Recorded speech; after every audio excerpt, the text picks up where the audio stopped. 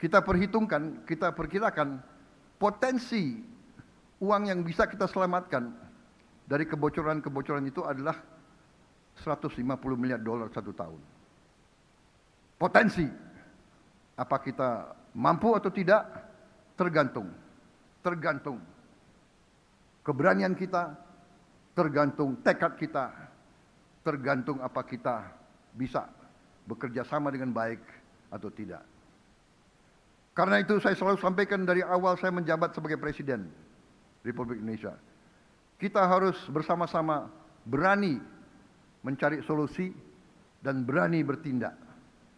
Saya berkeyakinan akar masalah ekonomi bangsa kita adalah bocornya kekayaan kita, tidak tinggalnya kekayaan kita di Republik Indonesia. Ini harus berani kita hadapi dan berani kita selesaikan. Untuk itu, saya di hadapan majelis yang terhormat ini, di hadapan seluruh rakyat Indonesia, saya ingatkan bahwa saya pernah disumpah di sini untuk menjalankan Undang-Undang Dasar 1945 dengan segala perundang-undangan yang berlaku. Dan saudara-saudara sekalian, kita paham dan mengerti bahwa kalau kita terus mengulangi kesalahan yang sama, janganlah kita bisa berharap mendapat hasil yang lebih baik. Untuk itu, untuk mencapai tujuan bernegara kita, hari ini pemerintah Republik Indonesia yang saya pimpin menerbitkan peraturan pemerintah tentang tata kelola ekspor komoditas sumber daya alam. Penerbitan peraturan pemerintah ini adalah langkah strategis untuk memperkuat tata kelola ekspor komoditas sumber daya alam kita. Penjualan semua hasil sumber daya alam kita mulai dengan minyak kelapa sawit, batu bara dan paduan besi, ferroalloys. Kita wajibkan harus dilakukan penjualannya melalui BUMN yang ditunjuk oleh pemerintah Republik Indonesia sebagai pengekspor tunggal. Dalam artian hasil dari setiap penjualan ekspor akan diteruskan oleh BUMN yang ditunjuk oleh pemerintah kepada pelaku usaha pengelola kegiatan tersebut. Ini bisa dikatakan sebagai marketing facility. Tujuan utama kebijakan ini adalah memperkuat pengawasan dan monitoring, serta memberantas praktek kurang bayar, under invoicing, praktek pemindahan harga, transfer pricing, dan pelarian devisa hasil ekspor.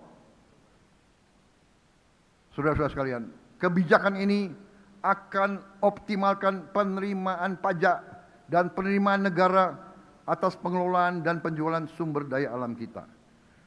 Dengan kebijakan ini, kita berharap bahwa penerimaan kita bisa seperti Meksiko, seperti Filipina, seperti negara-negara tetangga kita.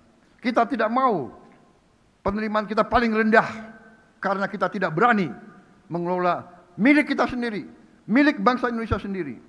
Saudara-saudara sekalian,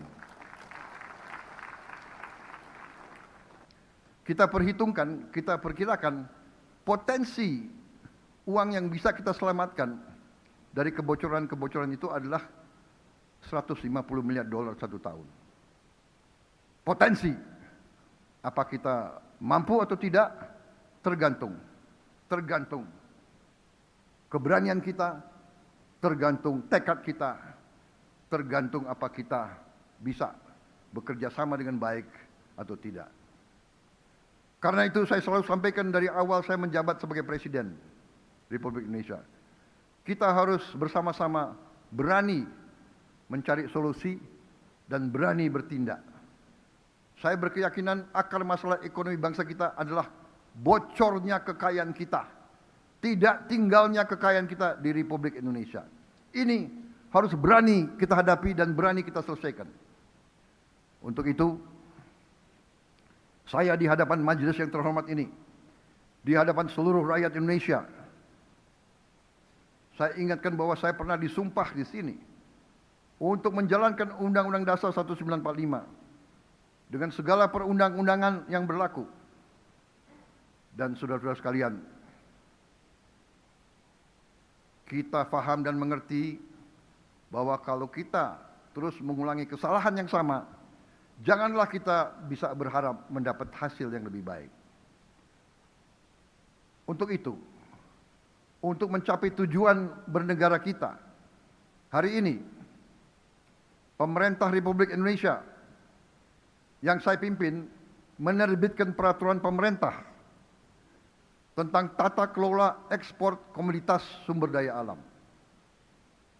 Penerbitan peraturan pemerintah ini adalah langkah strategis untuk memperkuat tata kelola ekspor komoditas sumber daya alam kita.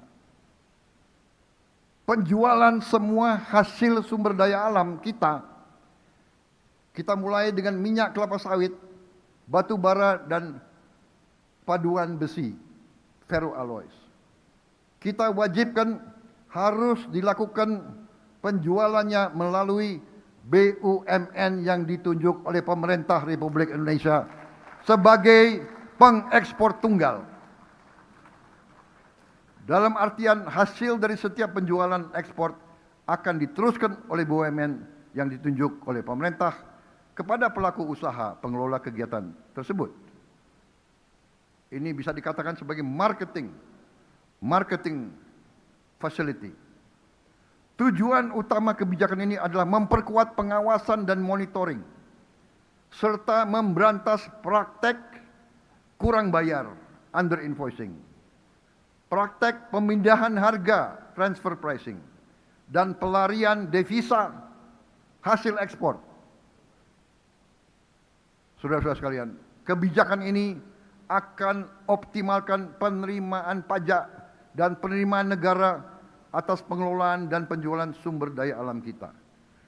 Dengan kebijakan ini, kita berharap bahwa penerimaan kita bisa seperti Meksiko, seperti Filipina, seperti negara-negara tetangga kita. Kita tidak mau penerimaan kita paling rendah karena kita tidak berani mengelola milik kita sendiri, milik bangsa Indonesia sendiri. Saudara-saudara sekalian,